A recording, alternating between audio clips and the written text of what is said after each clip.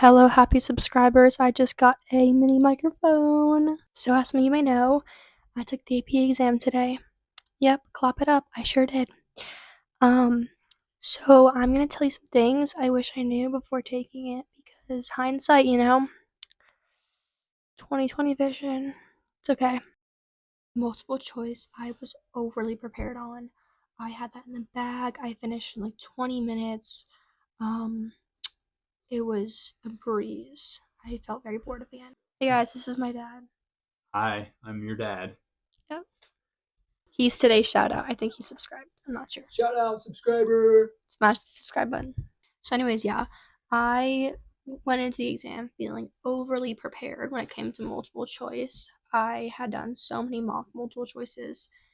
FRQs, that was the one that stumped me. I knew I should have practiced more FRQs, free response questions, but I didn't. I had only taken the mock free response questions and then the ones today.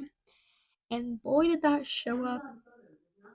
And it was like I was saying, that very much did show because I spent probably I'll say 45 minutes on my first FRQ.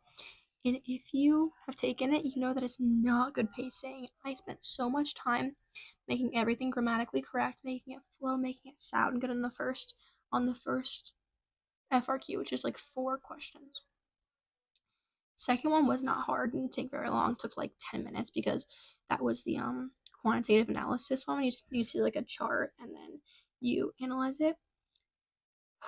The Supreme Court case one, let me tell you. So everyone had thought that it was going to be Federal Election Committee versus Citizens United because that was like, oh, it got leaked. That's the one it's going to be. So I like studied down a lot. It was McCulloch versus Maryland. Let me tell you, I don't know a single thing about that whole case except for the precedent of it. But anyways, that was a mess because part A was like, that part was easy. It was like identify the 2 constitutional clauses in both, and it was like the supremacy clause because that's what was in McCulloch versus Maryland.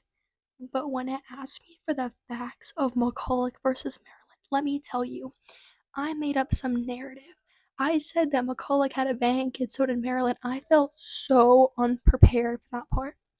So my only thing is, in the future, if you're taking it, please know your cases. Like, know all of the cases like the back of your hands. Usually, the Supreme Court case is the one that's like you got that in the bag. Like that's the easy one.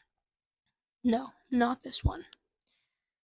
The argumentative essay was not hard. They grade loosely on that, but my pacing was so poorly. I paced so poorly that I was rushing, so it was not well written. So, in the future, if you really feel prepared for multiple choice, please practice some FRQs. It will help, I promise. That was basically it. I feel like I'm not going to jinx myself, but I feel like I definitely could get a 5 just solely from how easy the multiple choice questions were. FRQs could stump me, but also they do grade very loosely on FRQs, I feel, or I've heard from the past. So yeah. Also, be aware of the testing accommodations because even after you have extra time because you finished the multiple choice questions in 20 minutes, you still have to wait an extra 30 minutes after the test should end for the kids with accommodations. So just be prepared with something like. Also, I drank coffee. I would not recommend doing that. I was shaking for the first hour of the test. It was not fun.